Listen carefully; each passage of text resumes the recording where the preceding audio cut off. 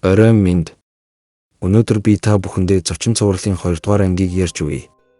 Сэжигтэн тэднийг гөлрөн харж зогсож байснаа зогтож эхлэхэд мөрдөгч гэл юун хоёрч түүний араас хууна.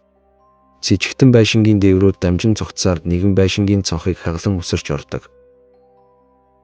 Тэд өндөр барилгын дээвэр дээр түүнийг гүйцэж ирэх бөгөөд юун гэл хоёр түүнийг барьж авах гэж ноцтолно. Удаан тэмцэлцсэний дараа тэд сэжигтнийг дарж авахд сэжигтэн эхнэр охин хоёроо яаж хөнөөсөн талаараа их хорлонтойгоор ярьж эхэлдэг. Мөрдөгч гэл энэ яриаг нь сонсож төвчлгүй түүнийг цохих гэсэн боловч юун болиулна. Ингээд гэл түүнийг цагдаагийн хилтс рүү авч явна гэдгээ ууртайгаар хэлдэг.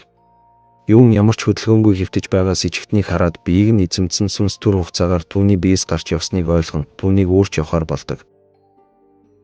Гэсэн ч тэр мөрдөгч гэлийг дээвэр дээр төвжиж орхиод сэжигтнийг өөрөн цугтааж өөрийн танил буах юг дээр сүнс зайлуулах зан үйл хийхээр авчирдаг. Юг буу боловч түүний чадвар нь тийм ч сайн биш бөгөөд энэ хорон сүнс маш аюултай, асар хүчтэй гэдгийг мэдэж байсан тул юуныг сүнс зайлуулах зан үйл хийхгүй байхыг ятгана. Гэхдээ юун сүнс зайлуулах зан үйлийг заавал хийн гэж маргадаг. Эцэст нь тэд сүнс зайлуулах зан үйл хийхээр болж Санмартан Жой болон өөр нэг Ахмад Санмартны тусламжийг авахар болдог. Ингээд тэднийг ярилцаж байтал сэжигтний бие агаарт хөөрч дахин сүнсэнд эзэмдүүлнэ. Тэд сүнс хөөх зан үйлээ яаран эхлүүлж Ахмад Санмартан яг шившлэгээ уншиж эхлэх гэтэл хорон санаат сүнс түүний хийж байсан хамаг алдаануудыг ярьж улмаар Санмартны сэтгэл санаа тогтворгүй болдог. Дараа нь сүнс Жой руу дайрах бөгөөд Жойгийн биеийг сүнс эзэмдэж магадгүй гэж айсан Ахмад Санмартан түүнийг тэндээс гаргадаг. Энэ үеэр мөрдөгч гэл юуныг хайсаар олж ирэх бөгөөд сэжигтнийг цагдаагийн газар руу авч явах гэдэг. Юун түнд сүнс хөөх зан үйл хийж байгаагаа хэлсэн боловч гэл тэднийг бүгдийг нь галзуу солиотой гэж үзнэ. Гэл байшин руу орох гэтэл Ахмад Санмартан гарч ирээд сүнс хөөх зан үйл амжилттай болсныг мэдэгддэг. Гэл сэжигтнийг гавлан машиндаа суулгасны дараа сэжигтэн гинт нүдээ нэг юун руу хараад өмнө нь охинд нь хэлж байсан үгсийг давтан хэлнэ. Хэрэг биш эзнийг ойлгосон юун машины цонхыг тогшин сэжигтний нүдийг сайн харж байхыг сануулсан ч гэл түүний үгийг тоолгүй явж оддог. Энэ зурчог Ахмад Санмартантай хамт явж байтал Ахмад Санмартан тэд маш болохгүй зүйлээр оролцсон болохыг хэлнэ. Дараа нь тэр шуудхан л ховсдуулсан мэт зам руу алхаж очиод машинд дайруулж өгдөг. Харин гэл сэжигтнийг цагдаагийн хилтс дээр авчран байцаах бөгөөд түүнийг өвчтэй мэт жүжиглэж байсан гэж сэжиглдэг. Гинэд сэжигтэн тэднээс ус нэхэж маш их ус залхилан ууж гарна. Тэгээд тэр өөрийгөө далаагаас ирсэн түүнтэй адил бусад сүнснүүд ч мөн далаагаас ирсэн тухай ярьж бар хэлдүү гэж хэлээд баруун нүдээ балаар зоож орхидог. Мөрдөгчд түүнийг эмнэлэгт хүрэхээр яаран авч явах зуур цагдаагийн хилтс дээр хурч ирсэн юм коридорт тэдэнтэй таарна.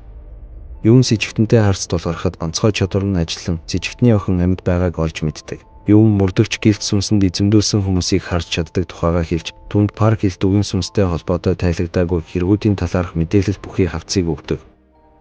Ингээд бүх цогцсууд нь далайн усаар хүрээлэгдсэн байдгийг мөн сэжигтүүд нь баруун нүдээ сохолж булмаар амиа ивүүлдэг болохыг тайлбарлана. Гэл үүнд нь итгээгүй боловч юун сэжигтний охин амьд байгаа гэж хэлдэг. Мөрдөгч гэл юуны өгсөн хавцдах бүх хэрэгүүд үнэн болохыг олж мэдээд түүний үгэнд итгэж эхлэх бөгөөд юун сэжигтэнтэй нүүртүүлж ярилцах зөвшөөрөл өгнө. Гэтэл юун ганцхан сүнстэй биш сэжигтний биед орсон маш олон сүнстэй ярилцаж байгаа нь тодорхой болж сүнснүүд юуны онцгой чадварын талаар олоод мэдчихдэг.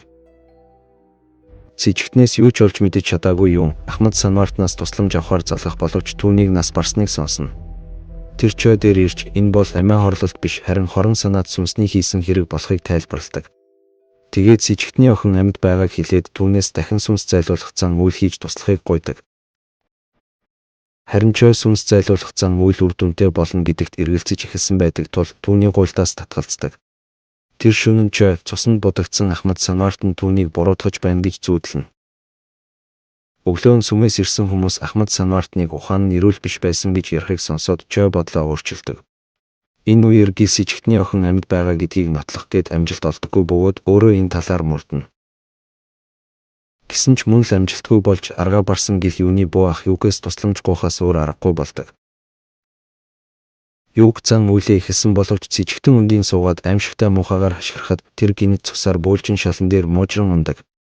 Энэ үед Жой хурж ирсэн байх бөгөөд тэр сүнс зайлуулах зан үйлийг үргэлжлүүлэн хийхээр болж харин мөрдөгч гэл юун хоёр сүнс шүүлсэн нэг зүйлийг олохоор сэжигтний гэрт очдог. Юун чадвараа ашиглах гэсэн боловч амжилтгүй болж өөрийн удирдлагаа сүнсэнд алддаг. Тэгээд гил рүү дайрахад мөрдөгч гил хүчээ ашиглан түүнийг муужруулж сүнсний нөлөөнөөс гаргана. Дараа нь тэд сүнс шүглсэн зүйлийг олж шатаадаг. Энэ зурч эмнэлэгт муу ёрын сүнстэй ан ман хүчээ үзэх бөгөөд энэ сүнс нь тэдний удирдагч биш, ердөө л нэг доод түвшний сүнс болохыг олж мэднэ. Тэр доод түвшний сүнсийг удирдагчийнхаа нэрийг хэлхийг шаардан шившлэг уншихад шившлэгийн хүчийг дийлээгүй сүнс удирдагчаа дуудан чангаар хашгирдаг. Гинэд Чойгийн ард нэгэн аврах том сүнслэг дүрс гарч ирэн тэр цусаар бөөлжнө. Гэтэл энэ нь ердөөлхий юм харуулан түүний хүчийг сулруулсан байж таардаг.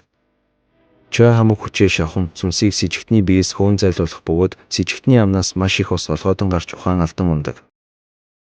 Дараа нь Чой өрөөнөөс гарч ирээд гадаа байсан мөрдөгчд с ижигтнээс одоо охиных нь байгаа газрыг асууж болно гэж хэлдэг. Охиных нь байршлыг мэдсэн мөрдөгч гил юун хоёр тэр дагуу олж очоод с ижигтний охиныг амжилттайгаар авардаг. Зочин цувралын 2 дахь анги энд хүрээд өндөрлөж байна. Дараагийн ангиар уулзцгаая.